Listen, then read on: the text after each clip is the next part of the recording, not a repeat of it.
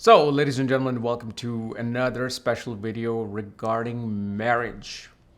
Okay. And this is simply to simplify for those who are passionate and lover of astrology and wanting to understand this dynamic of marriage. Okay. Which is, of course, very, very important. So, I'm going to make it as simple as possible, or at least try to. So in marriage, the first thing that we focus on is obviously the seventh house, okay, and seventh lord. Who's in the seventh house? How is the seventh lord placed? Because seventh house is the house of marriage itself. But what seventh house and seventh lord represents is what are you getting out of marriage, the result of marriage. When marriage happens, an event takes place in a person's life immediately after marriage. And that particular event then prolongs itself depending upon the duration of the marriage. So whenever you look at the seventh house and see, okay, seventh lord has gone into the 11th house, seventh lord has gone into the second house, this shows the result of what is happening. When you're dealing with that person in front of you, what manifests and what naturally becomes activated and manifests in your life.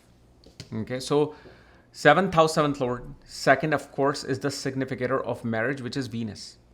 Venus' job is to give you marriage. Okay, and Venus is the wife. Venus is Lakshmi, Venus is money. And you have to understand there are several layers to every single aspect. We're not like black and white individuals. We have 50 shades of gray. We may have 108 shades of gray. So part of Venus is going to represent who the wife is, the character of the wife. Okay? How is that wife going to be like in the marriage? The flavor of the wife is seen through Venus. Okay? And then Venus is also the quality of the marriage. How is the quality of the marriage? Is it AAA rating? Is it AA? Is it A? Is triple B, B, right? Like tranches, like mortgage-backed securities. So that's Venus. Then the next is Dharakarka. That's the planet with the lowest degree. And Dharakarka truly shows the relationship between you and your spouse. How is that relationship going to be? But it's actually a little bit more than that. It actually shows your interaction with the spouse, what you think about the spouse. Okay? Venus is what you're expecting from the spouse. Dharakarka, okay, is what you're feeling towards the spouse. And it's not just you look at Dharakarka placement, okay, my Dharakarka is in the 4th house or first house. No, there's a little bit more to that. Second is Jupiter. Okay, Jupiter is extremely important because Jupiter will represent the blessings of the marriage. Jupiter represents the dharma of the marriage, because marriage is not some Bollywood ending movie where Shah Rukh Khan and Kajol live happily ever after. No, marriage is like a duty. Marriage is a duty. Marriage is the dharma. So Jupiter will control that. Then the other thing is the 3rd house, which becomes very important. Because 3rd house is the bhagya, the luck and fortune of your marriage. Because it's 9th from the 7th house. It shows how ripe that luck is. So if the luck is ripe, early marriages can happen. If that fruit is, not ripe, then of course it can show delay in the marriage. If the fruit is rotten, then of course it shows nullification of the marriage. So third house becomes important. And then 12th house will represent not only your bed pleasure, but it shows the obstacle that the marriage can face.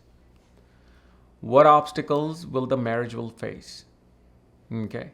But see, when it comes to Jupiter, Jupiter, as you know, is a significator of the 2nd house, 5th house, 9th house, 11th house. And if you look at it, it is all to do with marriage. It's all to do with marriage. 2nd house is 8th from the 7th house, which is the longevity of the marriage. So Jupiter says, my condition will show the longevity of the marriage. Then Jupiter rules the 5th house, and it's not just children, it is the desire of the marriage.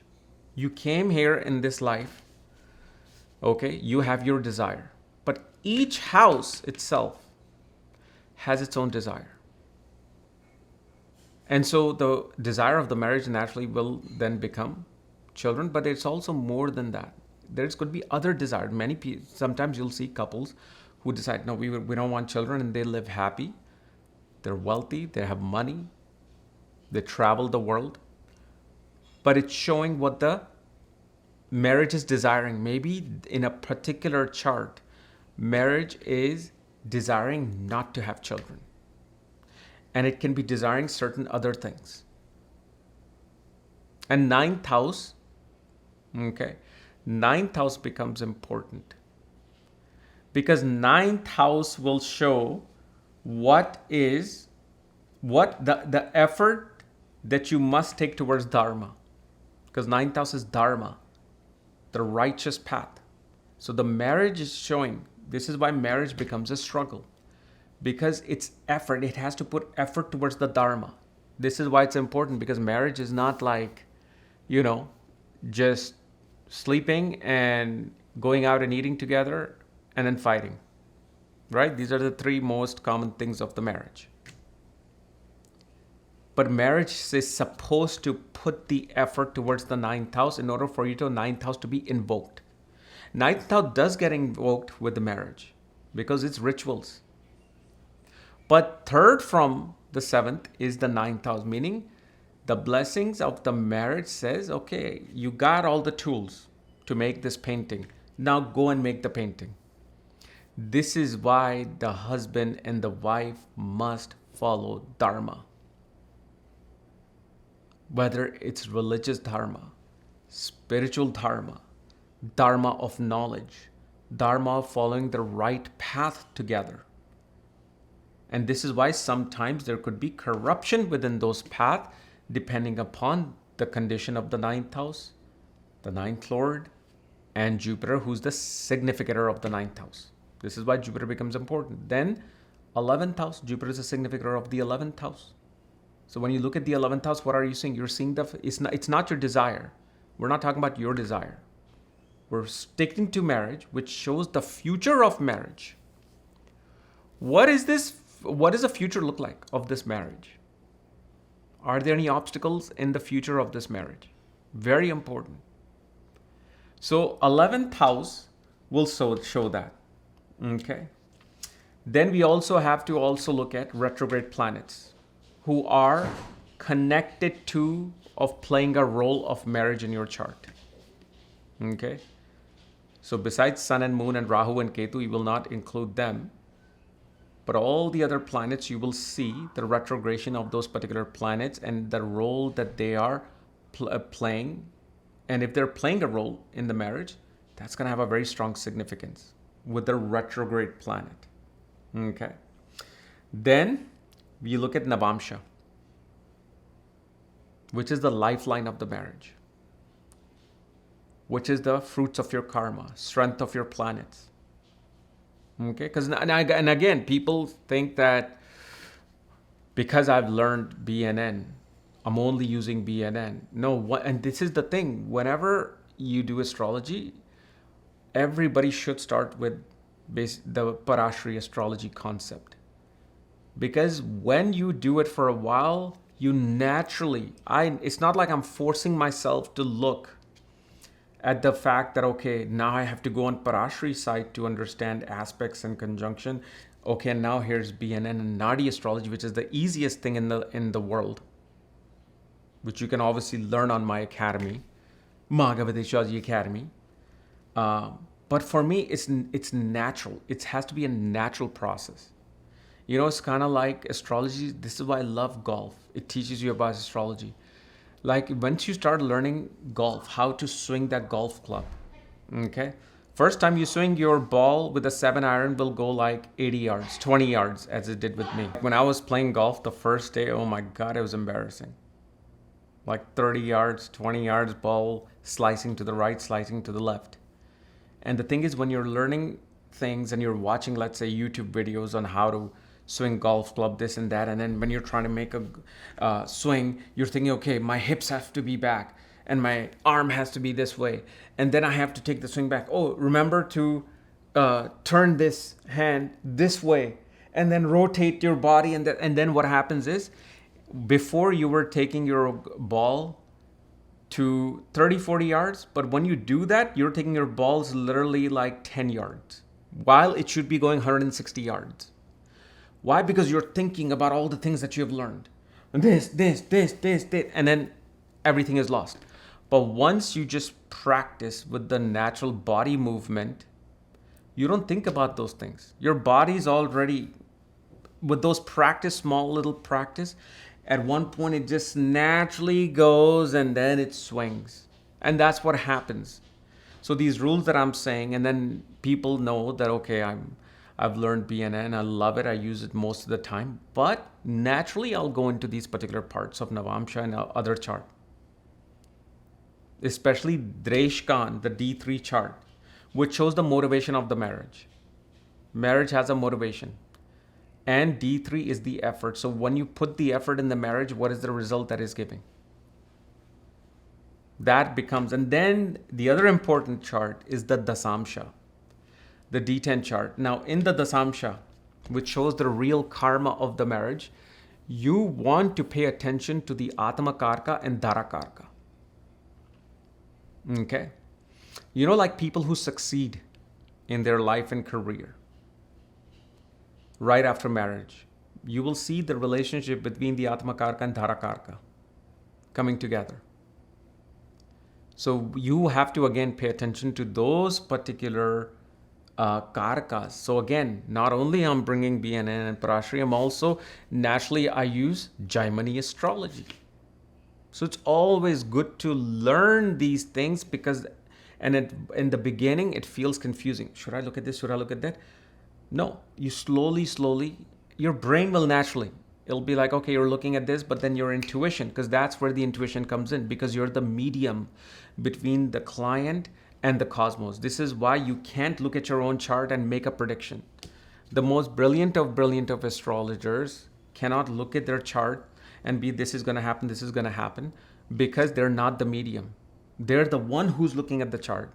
A medium has to come in and connect their consciousness. So even if they're brilliant astrologers and somebody who's a beginner and sees their chart, they will naturally say something that will come out to be true because they're in that moment, that medium. So this is why it's important.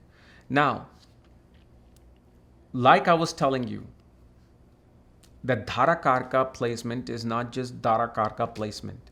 You know what the most important thing to look at if you want to improve your marriage? If you're single, then it's really good that you have to develop these skills. The most important thing you want to look for with Dhara Karka, which is planet with the lowest degree. And again, if you don't know these things, remember when you get the report from this link here under shop section, option 6, it has the Gemini section, which has abbreviation AK, BK, DK, Dhara Karka, GK, PK. So AK is you, Dhara Karka, DK is the spouse. Just for people who are not getting this or grasping this. So when you see that Dhara Karka, look at the 11th from Dhara Karka. That particular house will save and manage your marriage. Why?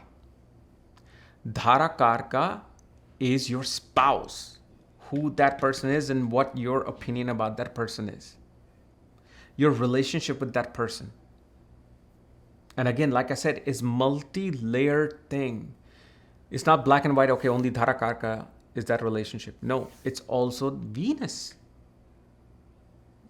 But Dhara Karka, okay, you will see when you actually look at and judge your spouse, you're judging them through the eyes of Dhara Karka. And when the marriage is not doing well, you know what you need to do? Look at 11th from your Dhara Karka, the sign that is there in the Dhara Karka, 11th from Dhara Karka, whatever sign is there. Spouse needs that particular thing for the marriage to be managed and be balanced. Why? Because you're fulfilling the desire of that Dhara Karka, the spouse, the true spouse. So for example, if Aries becomes 11th from the Dhara Karka, spouse wants activities. Spouse wants you to be physically present. Spouse wants to do things with you. Otherwise, they will complain. We don't do this. We used to go out and we don't go out anymore. We used to go and do yoga together. We used to just impulsively take trips to here and there, and we used to go Vegas. We don't do that anymore. So that Aries will represent that activity. When Taurus is there, spouse is going to desire celebrations. Spouse wants to have gatherings. They want to have that family environment. They want to connect with people. Why? Because when you're born, you're that first house, right? And then what happens as a baby? You start connecting with mother, father, older brother and sister, cousins, aunts, uncles, and you develop and you feel great. This is why when you're a kid, you can't wait to see your cousins. When you're an adult, you're frowning when the cousin is calling, right? But this is why it becomes important. And of course, with Taurus being 11th from Dhara Karka, the spouse wants sustenance. The spouse is actually looking to enjoy life and have security. And you must provide that. That means your Dhara Karka is in the sign of Cancer, which naturally is also because Cancer and Taurus are pretty much the same thing. One is moon sign, the other is moon's Mool Trikon sign, Taurus. So the spouse is looking for emotional connection with you. Spouse will have mood swings. Spouse will become quite selfish sometimes because they want to protect something. Because 10th from Cancer is the sign of Aries. That spouse's karma becomes to protect things, hold things. But 11th from them is looking for that sustenance, that conveniencies, that luxury and connection and celebrating things. Having fun. Having fun through other people. With Gemini, they want to be, you're going to hear this. When Gemini is 11th from your Dhara Karka, you're going to hear the spouse say, you're not my friend. I need a friend. I don't want to be in this relationship where you act like either my father or mother, or like always I'm like your student. No, I need a friend. So how do you manage it? You make them your friend. You have to, and again, this is not easy things. These are difficult things because we are all set in our ways. And then when we are trying to manifest that after watching this video, it feels like you're on a stage trying to act for the first time when you haven't acted before. And this is something you're going to have to do. Okay. Because Dhara Karka is 3rd from that 11th placement. It's requiring that effort towards that Dhara Karka. You see how it can go back and forth. You have Cancer, 11th from your Dhara Karka. Spouse wants emotional connection. Spouse want you to talk about their feelings. Spouse wants to know. Spouse wants you to try to understand them. To understand their inner emotions, inner turmoils. To baby them. to nurture them, to hold them. When Leo is there, which is 11th from the Dharakarka, the spouse wants joy. Spouse wants fun. Spouse wants, this particular placement, spouse actually wants to be in a very strong status in life through you. They want to be treated royally.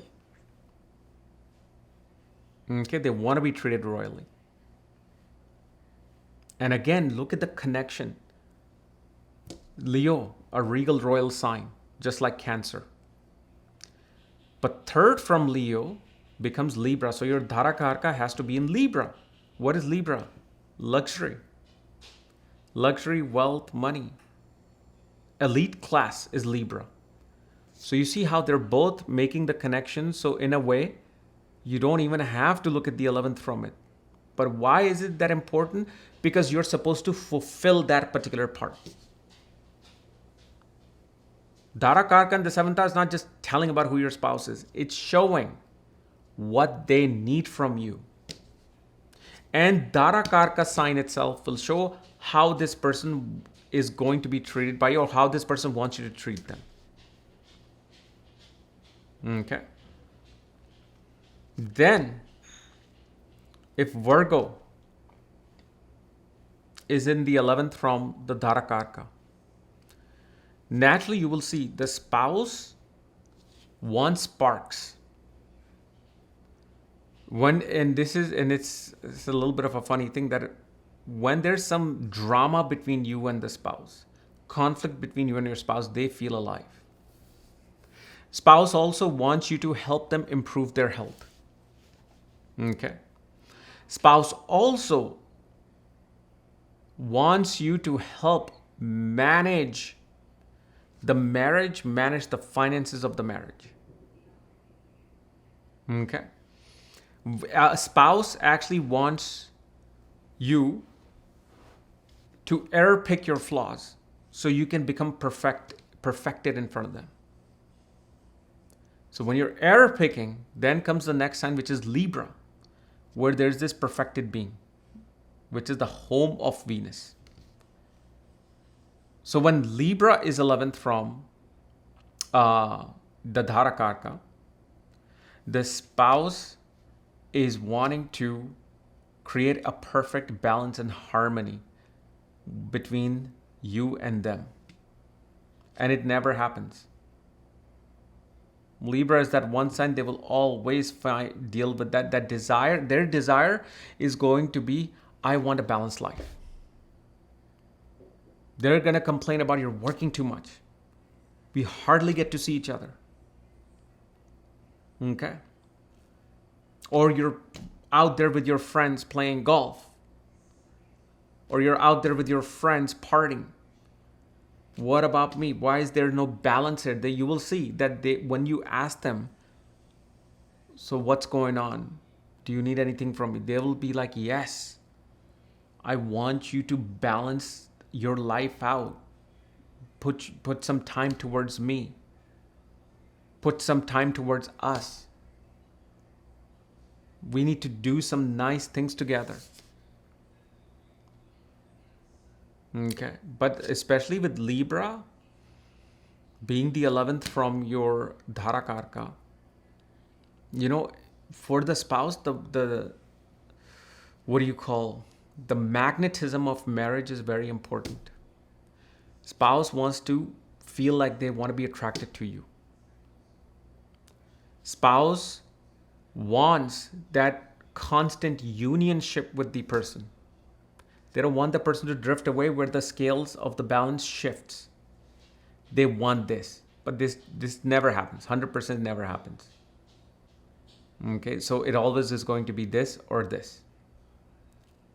Then, if Scorpio is 11th from your spouse, your Dharakarka, the ability to manage your marriage will come through when spouse is simply going to tell you, I need change. Your spouse is going to want transformation time to time. Whether it's every year, every 2 years, they want to change something dramatically and they're wanting you to do something about it. They want to completely change certain things about the marriage, about the home, about work. And they want your assistance, they want your help in that to bring them transformation. So your duty as the spouse, regardless of if you're a wife or the husband, is to help them transform their life and transform the marriage. Meaning, like, people, you will see such people will be the type of people who work towards going to certain retreats. These are the type of people that will go to marriage counseling because it will help them transform something.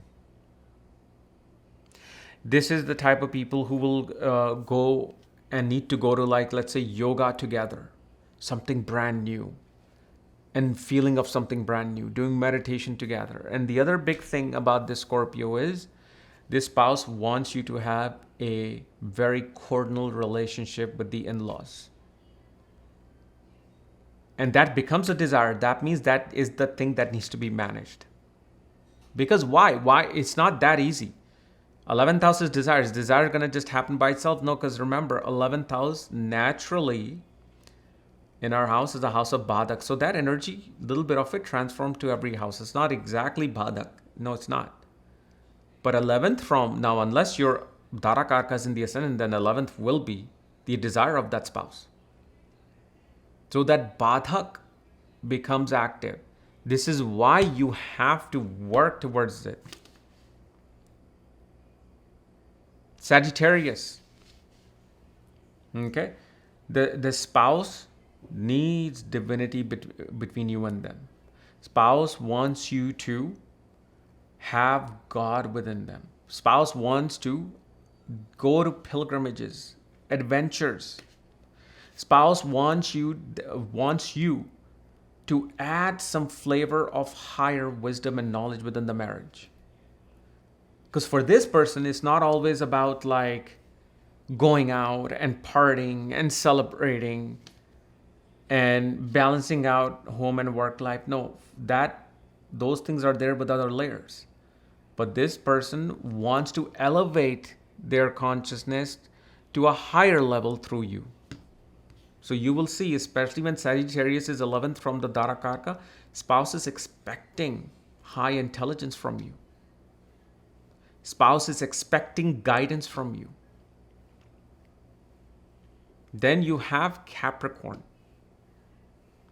Well, if Capricorn is there, spouse wants you to work. Spouse wants you to do all the chores around the house. Spouse wants to see that, wow, this person is fully dedicated in service. Because Capricorn is service. It's the 10th house, right? You're performing your duties when you're going out there. They want to see you're dutiful. Which is why it's quite a troublesome placement, because where's the Dara Karka? Pisces. Your view of the spouse dissolves.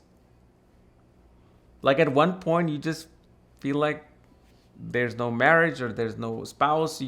You do things sometimes. You'll do things where it might require a couple things, but you're doing it by yourself because it's just that thought goes out.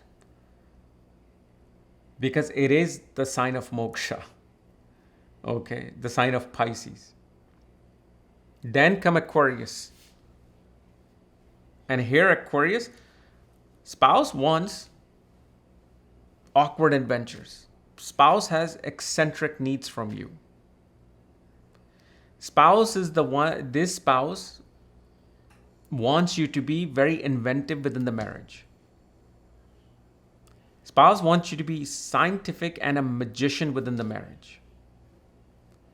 Spouse wants you to bring some spark or spunk that normally other marriages may not have.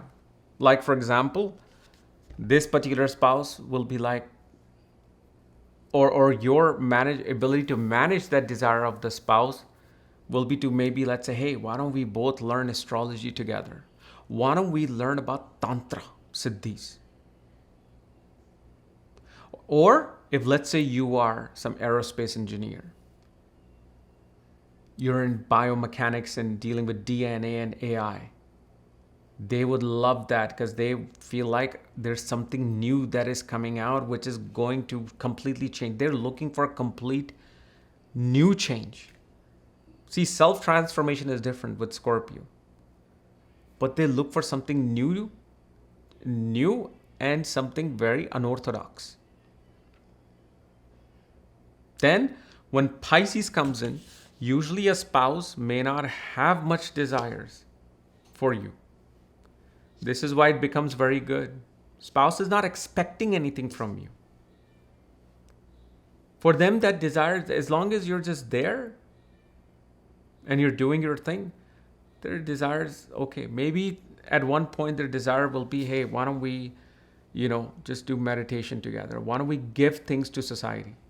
Let's go out and donate our clothes. Let's go donate things to people. Let's give away some of our wealth.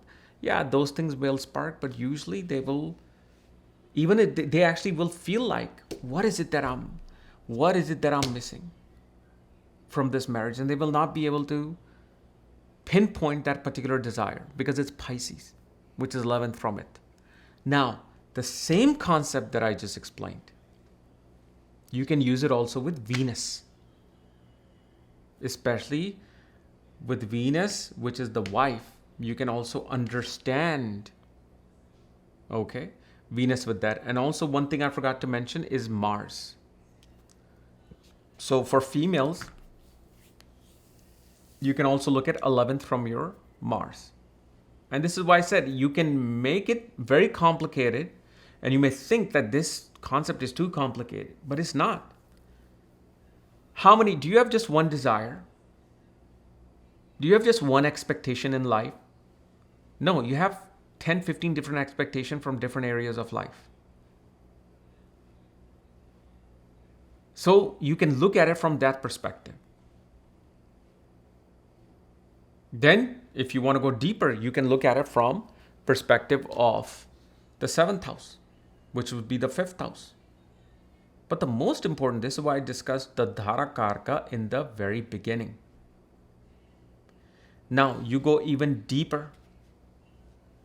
You see, as you age, as the progression of marriage happens, the age of marriage happens, this is where that Navamsha will also show. Because like I said, these are just different shades and different layers. This is why marriage is not easy, because you're not just fulfilling one desire. There's also that desire of those planets within the Navamsha itself. Okay. And so the Navamsha will show kind of like, it's like, you're like, this is your marriage. The body is the marriage. And if you open this chest up, all the organs are inside. So you can see what is functioning properly, what is not functioning properly.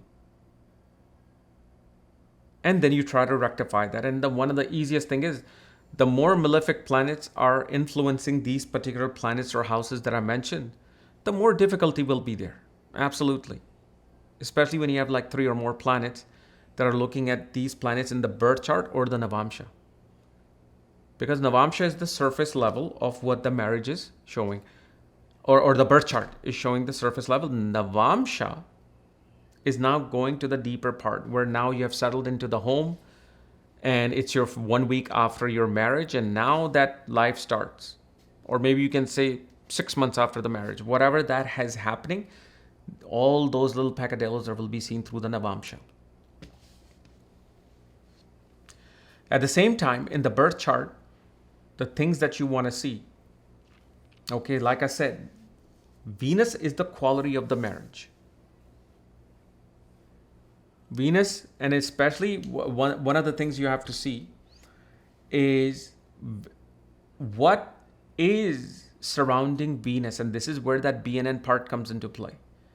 Which planets are trine from Venus and which planet is forward to Venus, because the marriage happens. Okay, marriage happened. But as marriage happened and you move forward, what are you encountering?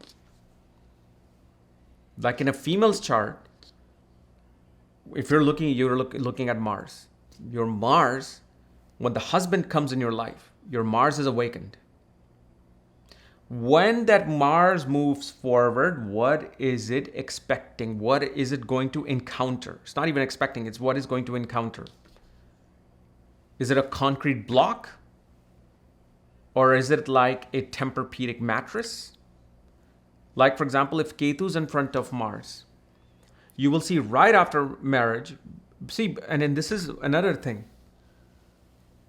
Whenever you're in a relationship, do not truly look at Venus and Mars or Jupiter. Don't. The main thing you want to pay attention to is Mercury. When you're in a relationship and dating, that's Mercury. That's your friend. In a way, you can say friends with benefits and friends who share feelings. It's not a legal marriage yet.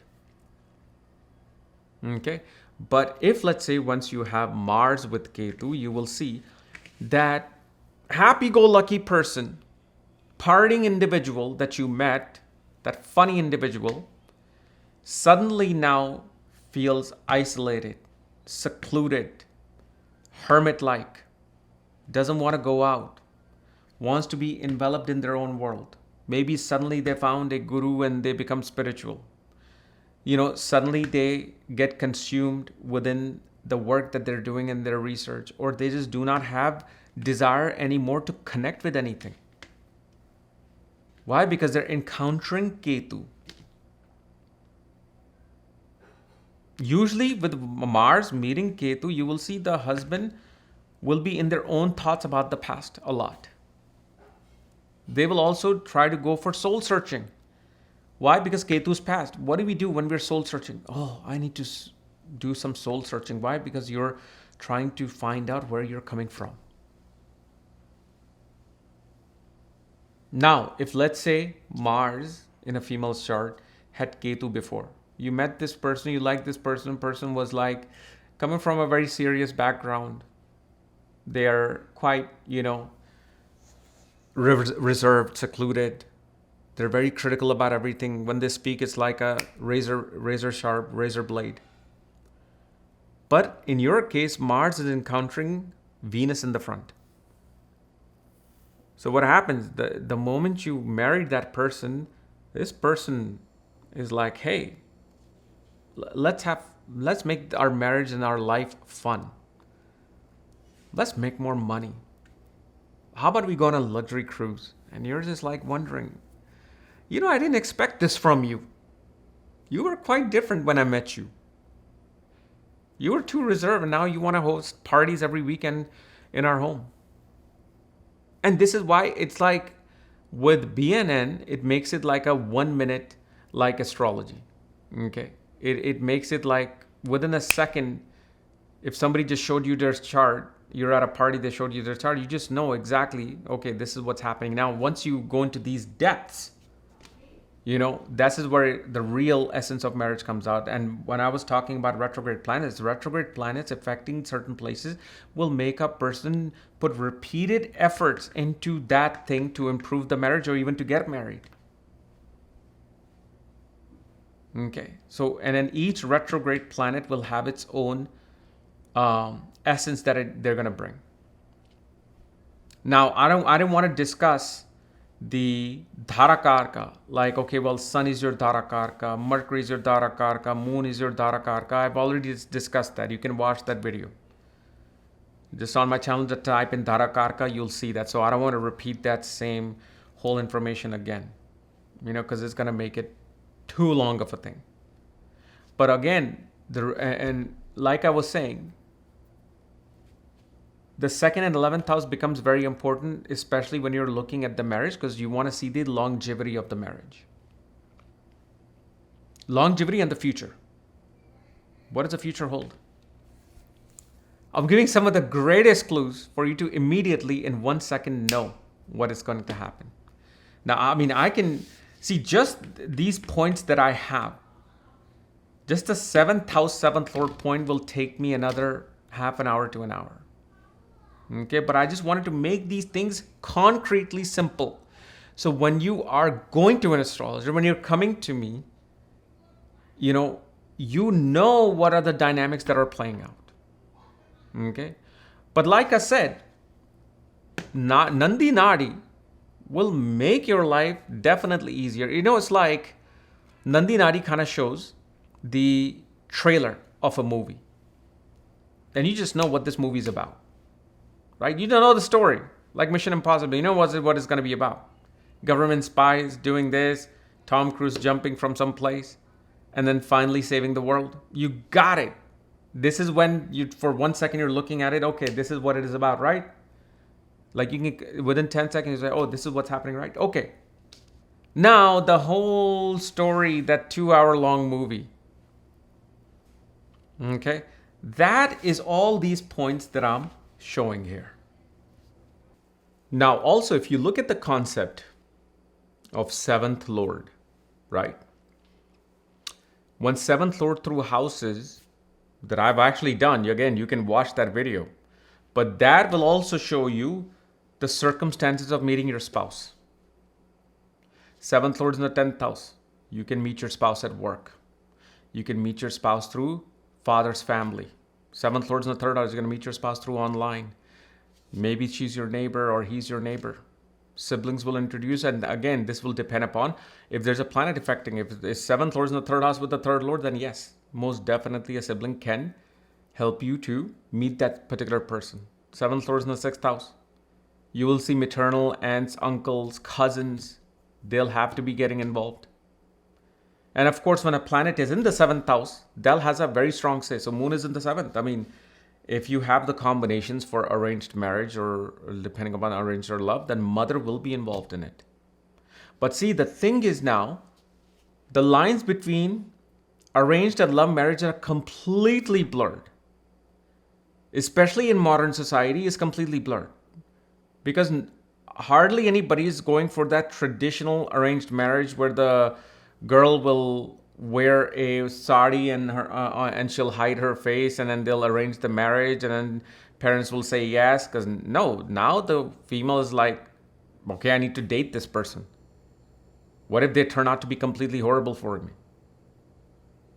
So even in the arranged situation, the love marriage is taking place. Then the other thing you want to see is that, and I think, again, yeah, I made the video from this, is the 5th from Venus. What is 5th from Venus? 5th from Venus will represent what marriage is producing. Just like I told you to look at the 11th house, which is why the future of the marriage, like what is the result of the marriage? Because 5th house has children. It's giving birth to something. So 5th from Venus and 5th from the 7th house will show what is being birthed. What is going to be, it's like a child of the marriage. Not the child itself. That's a different thing. What is it going to birth in your chart? This is why these are like layers and tranches. I mean, once we get into like what makes a difficult marriage, what makes marriage difficult, that's a whole different subject. But what also you want to pay attention to is the ascendant of the Navamsha. So when your D9 chart, okay, is there, like especially anybody who, whenever they get the D9 reading from me, what is the first thing that I say?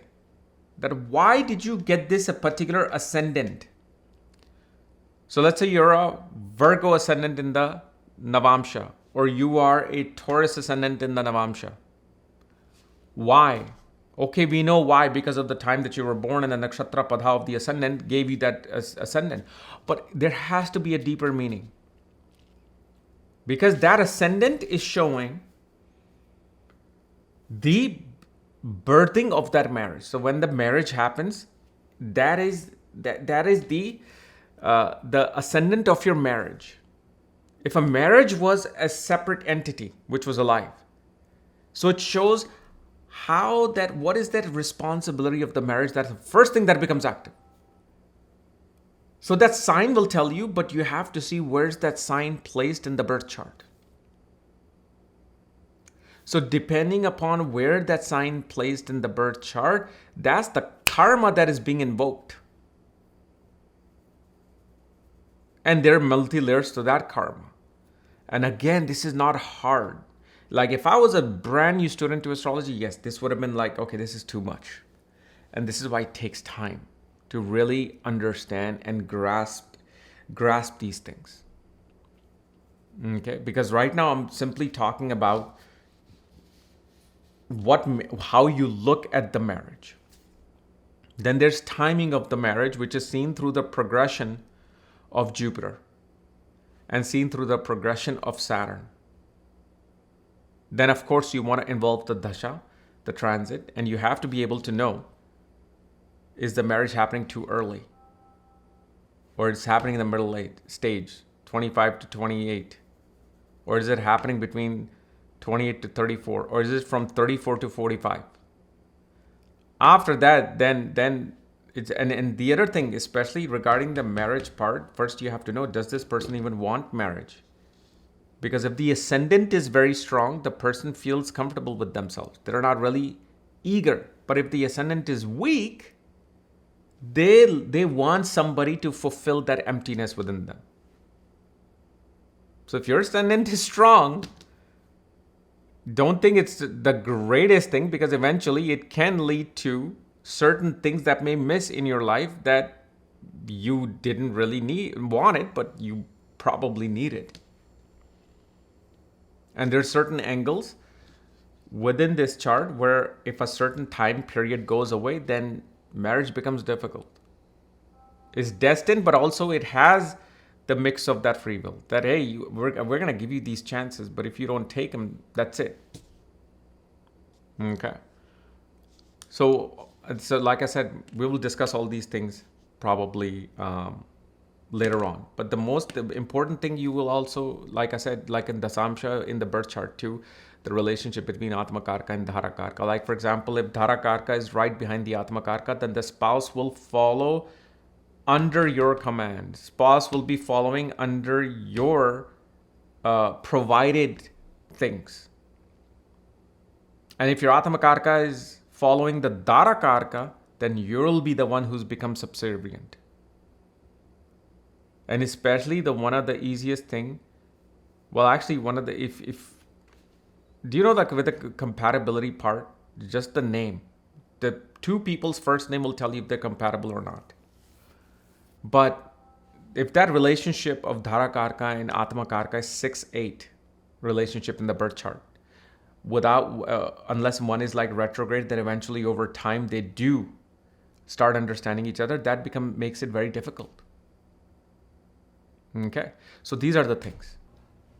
Okay, so maybe we'll continue this in the second part. Maybe I'll make something more detailed on my Keras vlogs, which I'll tell you if I go into any kind of a details regarding these things. Like especially one of the most interesting thing is the karma of the marriage, the D10, and the relationship of Dhara Karka and Atma Karka. Are they supporting each other? Or are they not supporting each other in fulfilling the karma of the marriage? Okay. And especially what Dithi they're in. Your Atma Karka could be in Kuber, while Dhara Karka could be in Yama. There's a certain relationship with that.